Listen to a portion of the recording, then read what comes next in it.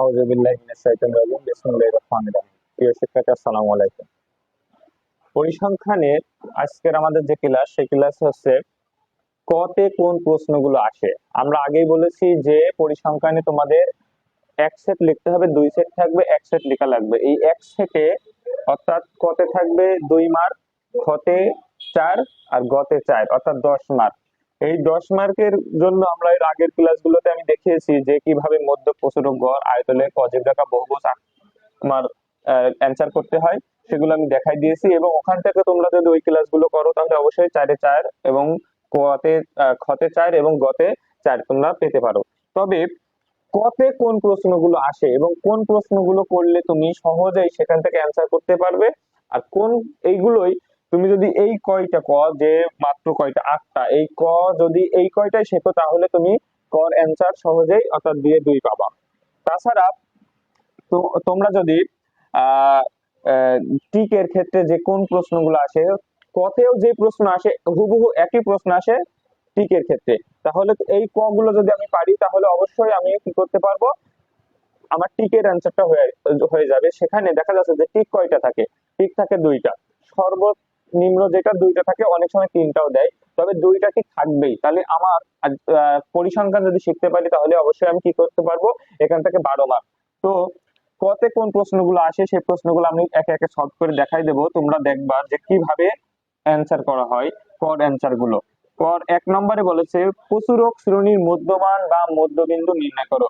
হতে পারে মধ্যমান কথা লেখা থাকতে পারে বা মধ্যবিন্দু লেখা থাকতে পারে। তাহলে মধ্যমান বা মধ্যবিন্দু যেটা লিখবো আগে, ক নম্বরের উত্তরে আমি কি করব, উত্তর যখন লিখবো আমি তখন দেখবো যে প্রচুরক শ্রেণী কোনটা। আমরা জানি প্রচুরক শ্রেণী বের করার নিয়ম সর্বোচ্চ গণসংখ্যা যেই ঘর ওই ঘরের শ্রেণী। তাহলে প্রচুরক শ্রেণী আগে বের করে নিয়ে আসবো। তাহলে লিখলাম প্রচুরক শ্রেণী। প্রচুরক শ্রেণী কত, 41 থেকে 50। কেন 41 থেকে 50? কারণ ওই ঘরে সর্বোচ্চ গণসংখ্যা আছে। এবার আমার অ্যান্সার হচ্ছে মধ্যমান বা মধ্যবিন্দু, তাহলে প্রচুরক শ্রেণী মধ্যমান। ঠিক আছে, প্রচুরক শ্রেণীর মধ্যমান বা মধ্যবিন্দু, মধ্যবিন্দু যেটাই থাকুক না কেন, আমাদের 2টা যোগ 2 দিয়ে ভাগ, অর্থাৎ 41 প্লাস 50 2 দিয়ে ভাগ। তাহলে 41 আর 50 কত হয়, 91। 91 কে যদি আমরা 2 দিয়ে ভাগ করি তাহলে হয় কত, 45.5। তাহলে প্রচুরক শ্রেণীর 1 নম্বরে যদি আসে তাহলে আমরা এইভাবে অ্যান্সার করব। এরপর বলছে মধ্যক শ্রেণীর মধ্যমান বা মধ্যবিন্দু। তাহলে যেহেতু প্রচুরক শ্রেণী বের করেছি তাহলে এখানে মধ্যক শ্রেণী লাগবে। তবে মধ্যক শ্রেণী বের করতে হলে তোমাকে আগে গণসংখ্যা যোগ করতে হবে, অর্থাৎ n এর মান। গণসংখ্যা মানে যোগ, তাহলে 4 আর 12 কত হয় 16, 16 আর 10 হচ্ছে 26, 26 আর 6 কত হচ্ছে 32। তাহলে n এর মান 32। তাহলে এই 32 জোড় না বিজোড়, এটা জোড়, তাহলে জোড় হলে n/2 তম পদ। তাহলে n এর মান কত, 32/2 তম পদ। ঠিক আছে, এটা যদি 2 এর উত্তর করো তুমি তাহলে হয় 16তম পদ, 16তম পদ। এই 16তম পদ যেই ঘরের মধ্যে পাওয়া যাবে সেটাই হচ্ছে প্রচুরক মধ্যক শ্রেণী। তাহলে 4 আর 12 কথা হচ্ছে 16, তাহলে ওই ঘরটাই। তাহলে কত, 41 থেকে 50 মধ্যক শ্রেণী, মধ্যক শ্রেণী। তাহলে মধ্যক শ্রেণী যখন বের হয়েছে তাহলে অতএব মধ্যমান বা মধ্যবিন্দু। তাহলে মধ্যক শ্রেণীর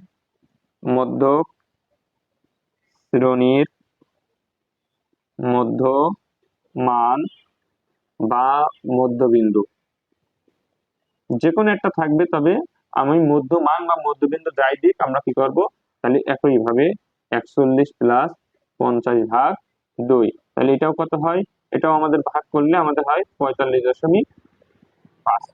তাহলে যদি 1 এবং 2 মধ্যক শ্রেণীর মধ্যমান বা মধ্যবিন্দু বা প্রচুরক শ্রেণীর মধ্যমান বা মধ্যবিন্দু এটা যদি দেয় তাহলে আমরা কি করব, যখন প্রচুরক শ্রেণী দেবে তখন সর্বোচ্চ গণসংখ্যা যেই ঘর ওই শ্রেণীটা হচ্ছে প্রচুরক শ্রেণী, এবং ওই দুটো যোগ 2 দিয়ে ভাগ করলে মধ্যবিন্দু বেরিয়ে যাবে বা মধ্যমান বেরিয়ে যাবে। তবে মধ্যক শ্রেণী যখন বের করবা তখন n এর মান কত সেটা তোমার লেখা লাগবে, নাহলে মধ্যক শ্রেণীটা বের হবে না, অর্থাৎ ভুল হয়ে যাওয়ার সম্ভাবনা আছে। কেউ অনেকেই দেখা আছে ওই প্রচুরক শ্রেণী সর্বোচ্চ ওটা দিয়েই করে দেয় মধ্যক শ্রেণী, তাহলে কখনোই হবে না। তোমাকে এইভাবে লিখে দেখাতে হবে, তাহলে তুমি 2 এ 2 পাবা, তাছাড়া সম্ভব নয়। এরপর 3 নম্বর, তাহলে আমরা এখানে এই দুইটা আমরা বুঝছি।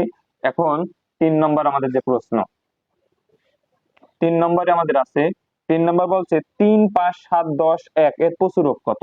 যখন এমন দেবে তখন আমি প্রচুরক উত্তর যখন লিখবো তখন দেখবো এই প্রচুরকের ভিতরে এর ভিতরে একই সংখ্যা একাধিকবার আছে কিনা। যদি না থাকে তাহলে আমি ওটাকে সাজাই নিলাম 1, 3, 5, 7, 10। দেখছি যে একই সংখ্যা একাধিকবার নাই, ঠিক আছে, তাহলে উক্ত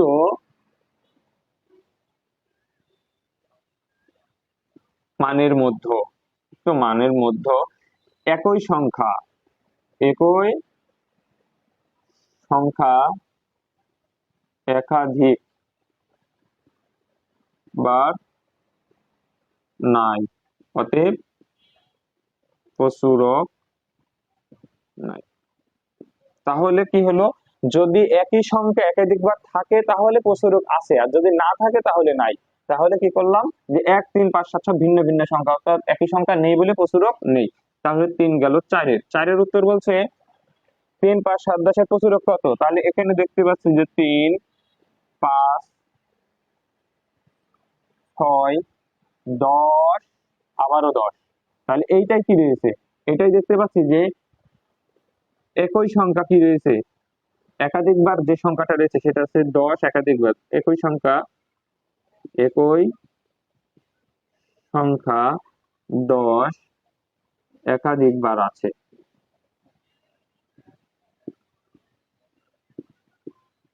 অতএব প্রচুরক 10। তাহলে যদি একই সংখ্যা একাধিকবার থাকে তাহলে প্রচুরক সেটা আছে সেই সংখ্যাটা, আর যদি না থাকে তাহলে নেই। এটা হচ্ছে 3 এবং 4-এর অ্যান্সার। এরপর এরপর আমাদের আছে 3 গেল, 4 গেল, 5 নম্বরে আমাদের প্রশ্নে বলছে যে 3, 5, 10, 10, 6 এর মধ্যক কত। তাহলে আমরা ওটাকে সাজাই নেব 3, 5, 6, 10, 10, 10, 10 বলছে এর মধ্যক কত। যদি মধ্যক বের করতে বলে সেক্ষেত্রে আমরা দেখবো যেখানে কয়টা সংখ্যা আছে, 1টা, 2টা, 3টে, 4টে, 5টা, সেটা লিখবো n = 5। মধ্যক বের করার ক্ষেত্রে আমরা দেখব এটা জোড় না বিজোড়, এটা বিজোড়। তাহলে বিজোড় হলে মধ্যক, মধ্যক তখন লিখবো n+1/2 তম পদ। তাহলে n এর মান কত, 5 +1/2, তাহলে কত হয় তম পদ। তাহলে 5 আর 1 6/2 তম পদ। তাহলে কাটাকুটি করলে হয় 3তম পদ, 3তম পদ। এই 3তম পদ, অতএব 3তম পদ, 3তম পদে কে আছে, 3তম পদে 3 নম্বর 1, 2, 3, 6, 3তম পদ 6, এটাই হচ্ছে মধ্যক, এটা অ্যান্সার 3তম পদ। অর্থাৎ মধ্যক অর্থ কত, মধ্যক 3তম পদ 6, অতএব মধ্যক 6, মধ্যক 6। তাহলে যদি মধ্যক বের করতে বলে তাহলে আমরা দেখবো যে ওই সংখ্যা কতটা আছে, অর্থাৎ জোড় আছে না বিজোড় আছে। তা আমরা দেখতে পাচ্ছি এখানে সংখ্যা আছে 5 বার, তাই 5 আছে বিজোড়, আর বিজোড় হলে n+1/2 তম পদ, এবং তম পদ অর্থাৎ 3তম, এটা 1তম, 2তম, 3তম এইভাবে আছে। তাহলে 3তম পদ কত, 3তম পদ 6। এটা হচ্ছে আমাদের ক নম্বরে। যদি আমাদের এইভাবে আসে তাহলে আমরা এইভাবে করবো। তবে যদি টিকে আসতো তাহলে টিকে আসলে আমরা কি করব, এখান থেকে 2টা, এখান থেকে 2টা, দুই পাশে সমান করে 2টা বাদ দিয়ে মাঝখানে যে থাকবে বিজোড়ের বেলায়, তাহলে সেটা, তাহলে 6, এই দেখো 6 অ্যান্সার। এটা হচ্ছে টিকের ক্ষেত্রে আমরা এইভাবে করবো। তাহলে আমাদের এখানের এই মধ্যকটা আমরা শিখেছি, অর্থাৎ ক নম্বর আসলে আমরা এইভাবে লিখবো। এরপর 6 নম্বর, 6 নম্বরের কয় বলছে 3, 5, 10, আমাদের সংখ্যা আমরা সাজাইনি একবারে। তাহলে 3-এর পরে আবারও 3 আছে, 3, 3, তারপরে 5, 6, 5, 6, 10, 10 এইভাবে সংখ্যা আছে। এটারও বলেছে মধ্যক কত। 6 নম্বরে বলছে মধ্যক কত। যখনই বলবে মধ্যক কত, মধ্যক, তাহলে এইভাবে সংখ্যা দেবে, তখনই আমরা কি করব, দেখবো যে এটা কত, কয়টা সংখ্যা আছে, 1টা, 2টা, 3টে, 4টে, 5টা, 6টা। তাহলে এক্ষেত্রে লিখবো n = 6, 6 জোড় না বিজোড়, তাহলে জোড় হলে, এখানে লিখবো জোড় হলে, অতএব মধ্যক। এই ক্ষেত্রে আমরা মধ্যক বের করবো, ঠিক আছে। তাহলে এই ক্ষেত্রে আমাদের মধ্যক কি বের হবে, মধ্যকটা হচ্ছে আমরা লিখবো n/2 তম প্লাস n/2 + 1 তম পদ ভাগ 2, অর্থাৎ কর অ্যান্সারটা তোমার এইভাবে করা লাগবে, নাইলে তুমি অ্যান্সারের সঠিক অ্যান্সার আসবে না। তো দেখো আমরা n/2 কত 6/2 তম প্লাস এখানে হয় 6/2 প্লাস 1 তম পদ ভাগ 2, তাহলে এখানে হয় আমাদের কত 3 তম পদ প্লাস এখানে হয় 3 আর একে 4 তম পদ ভাগ 2। এবার দেখবো 3 তম পদে 3 নম্বর কি আছে 1 2 3, 3 নম্বর আছে 5 প্লাস 4 নম্বর আছে কত 6, তাহলে 4/6/2, তাহলে 5 আর 6 কত হয় 11, 11/2, 11/2 করলে হয় 5.5। এটা আছে মধ্যক। অর্থাৎ যখন মধ্যক নির্ণয় করতে যে এইভাবে সংখ্যা দেবে, এইভাবে যখন সংখ্যা দিয়ে আমাদের বলবে মধ্যক নির্ণয় করো, তখন দেখবো যে এটা জোড়ে আছে না বিজোড়ে আছে। যদি জোড় হয় n+1 1/2 তম পদ, আর যদি বিজোড় হয় আর যদি জোড় হয় তাহলে লিখবো আমরা n/2 প্লাস 1 ভাগ তোমার 1 প্লাস n/2 প্লাস 1/2 তম পদ। এইভাবে আমরা করে আমরা এইভাবে ক্যালকুলেশন করে আমরা কি করতে পারি মধ্যক নির্ণয় করতে পারি। তাহলে এটা ছিল ক নম্বরের অ্যান্সার। এরপর 7 নম্বরে বলছে যে প্রচুরক শ্রেণীর নিম্নসীমা আর ঊর্ধ্বসীমা কত।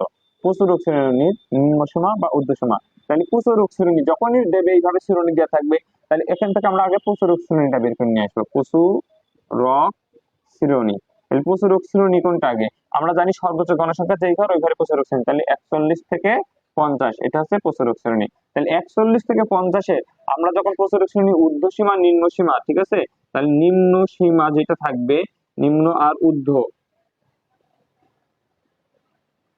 ঊর্ধ্বসীমা, তাহলে নিম্ন সীমার ঊর্ধ্বসীমা যখন বের করতে হলে প্রচুরক শ্রেণীর নিম্ন সীমা বলা হয় প্রথম সংখ্যা, এটা তাহলে 41, আর দ্বিতীয় যেটা থাকে সেটা হচ্ছে ঊর্ধ্বসীমা 50। এটা অ্যান্সার। তাহলে একইভাবে 8 নম্বরে বলছে মধ্যক শ্রেণীর নিম্নসীমা বা ঊর্ধ্বসীমা বের করো। তাহলে এখানে তো মধ্যক শ্রেণী আগে বের করে নিয়ে আসা লাগবে। তাহলে এক্ষেত্রে কি করতে হবে, এন এর মান সবসময় বের করা লাগবে, কারণ আমরা এন এর মান এখানে যোগ করে পাইছি 4 12 10 6, কত আছে 32 তম পদ। তাহলে 32 কে আমরা কত লিখবো, সেক্ষেত্রে আমরা তম পদ অর্থাৎ n/2 তম পদ এর জোড় হলে n/2 তম পদ, তাহলে n/2 করলে হয় 32/2, তার মানে 16 তম পদ। 16 তম পদ কোন ঘরে পাচ্ছি, যে 4 আর 12 16, তাহলে 41 থেকে 50, তাহলে 41 থেকে 50 এটা হচ্ছে মধ্যক শ্রেণী। তাহলে এই মধ্যক শ্রেণীর ঊর্ধ্বসীমা কোনটা, ঊর্ধ্বসীমা হচ্ছে 50 আর নিম্ন সীমা, তাহলে এখানেও সেই লিখলাম নিম্ন সীমা আর ঊর্ধ্বসীমা। তাহলে ঊর্ধ্বসীমা কত 50 আর নিম্ন সীমা কত 41। তাহলে যখন মধ্যক অর্থাৎ ক নম্বরের অ্যান্সার আমরা অনেকেই মনে করি যে আমরা এখান থেকে একেবারে লিখে ফেলবো যে এটা হচ্ছে মধ্যক শ্রেণী, আর মধ্যক শ্রেণী ঊর্ধ্বসীমা নিম্ন সীমা না। মধ্যক শ্রেণী যখন তোমাকে বের করে দেখাতে হবে যে আসলে মধ্যক শ্রেণী কোনটা, এটা তুমি যদি না দেখাও তাহলে স্যার এখানে দেখা যাচ্ছে তোমার ফুল মার্ক দেবে না। কারণ তোমার ক যেভাবে উপস্থাপন করার দরকার সেভাবে তোমার উপস্থাপন করতে হবে, কারণ টিকের মতো করে অ্যান্সার করলে হবে না। যার কারণে প্রত্যেকটা অর্থাৎ এই 8টা যে প্রশ্ন করেছি এই 8টা প্রশ্নের ভিতরতেই তোমাদের ক আসবে। অর্থাৎ তুমি এই 8টা প্রশ্ন যদি ভালোভাবে পারো আয়ত্ত করতে পারো তাহলে অবশ্যই তুমি পরিসংখ্যানের 10 পাবা। কারণ এর আগের ক্লাসেও আমি সহজেই দেখিয়ে দিয়েছি কিভাবে মধ্যক প্রচুরক গড় অজীব রেখা আয়তলেখ এবং বহুভুজ অঙ্কন করতে হয়, এবং ক এইগুলোর ভিতরতেই তোমার আসবে।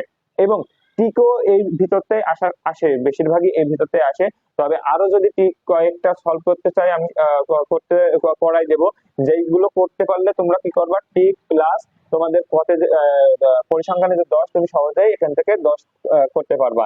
আর এইগুলো তুমি মনোযোগ দিয়ে করার কারণে তোমার কি হবে, তুমি যদি এইখান থেকে 10 না করতে পারো তাহলে তোমার অঙ্কের রেজাল্ট ভালো হওয়ার সম্ভাবনা থাকবে না, কারণ পরিসংখ্যানটা তোমাদের ঘ বিভাগে থাকে এবং এখান থেকে তোমার মার্ক তোমাকে 10 লিখতেই হবে। অন্য জায়গাতে যদি তুমি লিখো তাহলে তোমার সেই অ্যান্সারটা গ্রহণযোগ্য হবে না, কারণ এটা বাদ দিয়ে তুমি কোনোটাই লিখতে পারবে না। আর এটা এতই সহজ যে তুমি আগে থেকে জানতে পারছো যে কোনগুলো আসবে, অর্থাৎ এই প্রশ্নগুলো সলভ করে তুমি যাও এই মাত্র 8টা দেখবা যে তুমি ক নম্বরের অ্যান্সার করে আসতে পারছো।